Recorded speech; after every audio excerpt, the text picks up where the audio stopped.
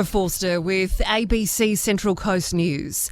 A man has been charged over a string of alleged sexual assaults at Central Coast beaches in the late 1990s and early 2000s.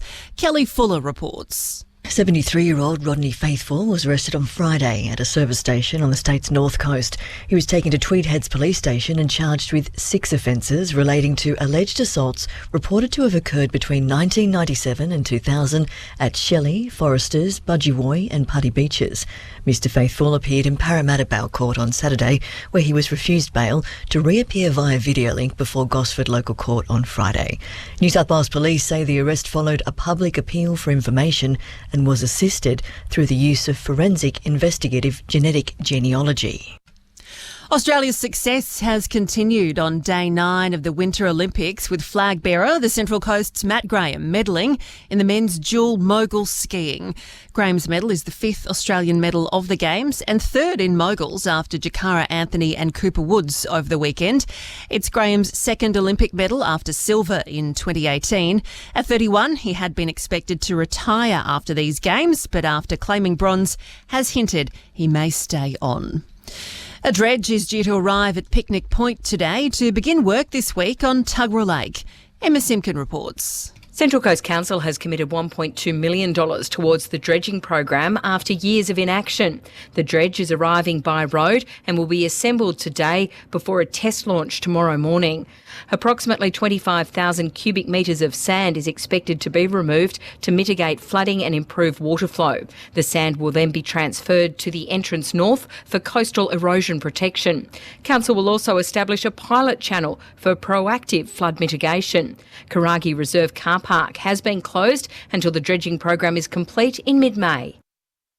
The Salvation Army says closing its drug and alcohol rehabilitation facility at Duralong will allow it to better support people in their communities. The organisation has announced plans to instead open 2 new residential rehab facilities at Morisset and Berkeley, and will increase its drug and alcohol support in Gosford. Andy Biddle, manager of alcohol and other drug services at the Salvation Army, says the move will mean services will be available closer to the communities they serve. Part of recovery is being able to give something back, so volunteering time, engaging with what's going on, spending time with family and friends, and drug treatment is part of it, so the group work we run is part of it, but a lot of it is what we can do in the community to better integrate people to us, to prepare them to leave us and not need our support. A man accused of smashing the front window of Gosford Courthouse and threatening a solicitor has been granted bail. 44-year-old Glenn Clark is charged with damage property by fire or explosive, destroy or damage property, and stalk or intimidate with intent to cause physical harm. He appeared in court on Friday, where the magistrate granted strict bail with conditions including he not enter Gosford and must report to Woy Woy Police daily. Further charges have been laid against 2 men accused of fraud and stealing offences against elderly women in shopping centre car parks across New South Wales, including Wyong. The men, aged 37 and 57, were facing 72 charges following their arrests last month. Another 17 charges have now been laid against each of them.